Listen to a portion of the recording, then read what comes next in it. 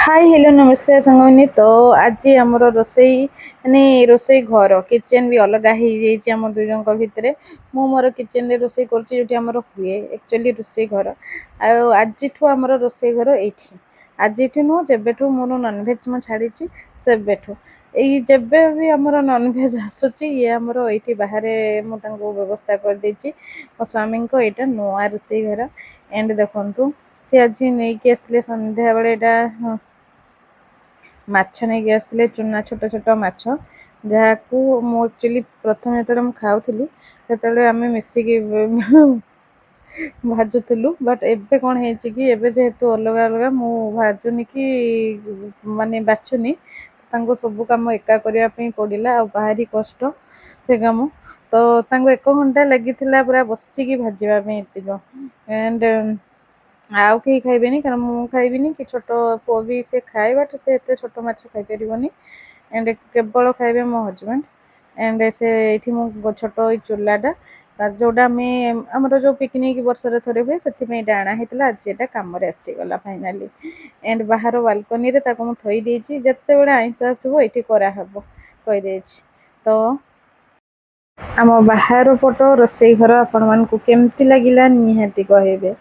जदि आम ब्लॉग रे आपण माने नुआ अछंती तो निहाती कमेंट करेंगे सब्सक्राइब करने बिल्कुल भी भूलिएनि आ छोट छोट माछ खाइबा क्या पसंद निहाती कमेंट करेंगे देखिपे आटा टाइम भी लगे एबे आहरी अच्छी गोड़ा गोड़ी होगी तो एटा टिके टिके करके बाबू आमर खाइबे आउपटे पछपटा आमर गछ सब अच्छी किंतु राति टे जंगल भाया दिशुची देखी पारे तो ये मत तो बाहर को मतलब राति आसले मत भारी डर लगे एमती अंधारिया अंधारिया पूरा देखा एंड एक्चुअली ताऊपर भी मंदिर अच्छी पूरा ऊपर यू देखा जाए किंतु बुलिकी गला बेलू टाइम लगे आउठी आमर गोटे बेनिफिट से बाहर पट बालकनी जहाँ गोटे अच्छी सेपट बालकनी जब कपड़ा सुख उदा उदी हो जाए तो ये जो वर्षा दिन आसूची तो ये भी सुखेब आम पुओ भारी खुशी कारण बापा आज किसी आइटम बना एंड से बहुत खुशी अच्छी एंड गीत जेहेतु बाजुला ओरिजिनल साउंड को म्यूट मार देछि मोर कॉपीराइट आसीज से ऑफ करने पड़ा ना मो पुअर बढ़िया भल कथा आपको निहाती रेकर्ड करके शुणी था से मोर गोटे भूल ही जाता एंड देखो बापा पुओ पूरा ताड़ी मार्च मो पुओ भारी खुशी बाहर रोसई होची आज ताको भल भल आइटम मिलवाई पड़ो राति कथा तो आप सरला ये सकाळु सकाळु तार दिन समस्ते माने मो हजबैंड ऑफिस पड़े झील पड़े स्कूल तो ये आज आमर टे लेट्रे उठिला कारण राति टे वर्षा होता सकाळु सकाळु तो से समय बोधे शीघ्र उठी पड़े किंतु से निद तार भांगी नाला निद भांगी सारापर ब्रश देती कारण आम करें से कैनि से कह मुझे करी निजे निजे निजे जमा मानवनी तो निजे से करुच्ची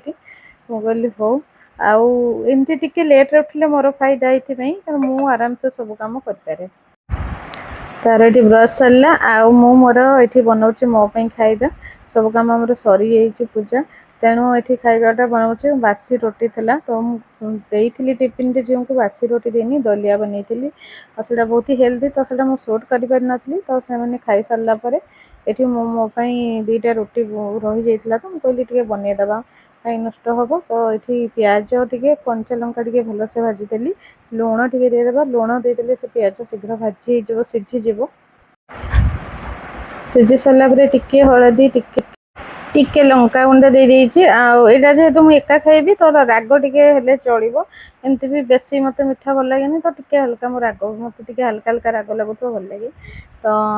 दे सारापर आलू देदेली आलूटा भी मोर कालिकार था तो ये कमेंट करेंगे बासी जिन कर एमती भी बेले बेले बड़ी जाए आउ नष्ट अपेक्षा सकाल सकाल ब्रेकफास्ट करदे भल आउ ये देखो आलू सीझा थिला तो आलू पियाज बेसी मसला किसी पकईनी आप चाहिए कैप्सिकम गाजर बीट्स वेजिटेबल्स पकई पारे पनीर ऐड करेंगे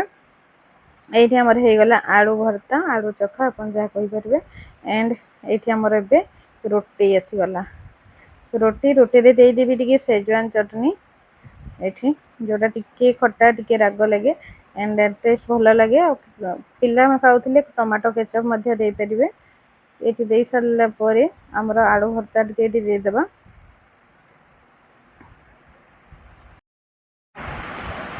आलू भर्ता दे सारा पर या देदेबा आम टे मो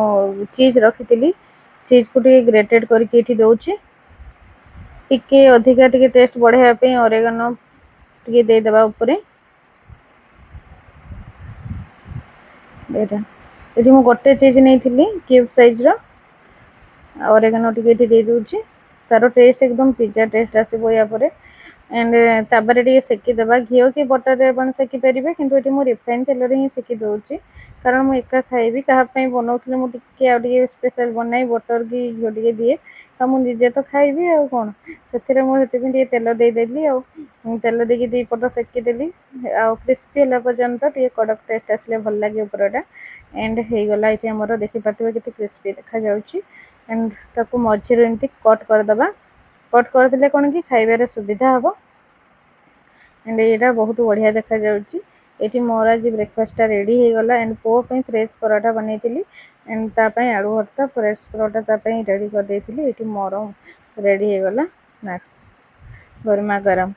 एंड ये पुओ भी ब्रश कर सारा गाधे सारा मो सहित ही से गाधा ही पूजा करे तो ये खाऊे सी तार से दलिया खाइनी ये ब्लॉग टी रखुच्छी धन्यवाद।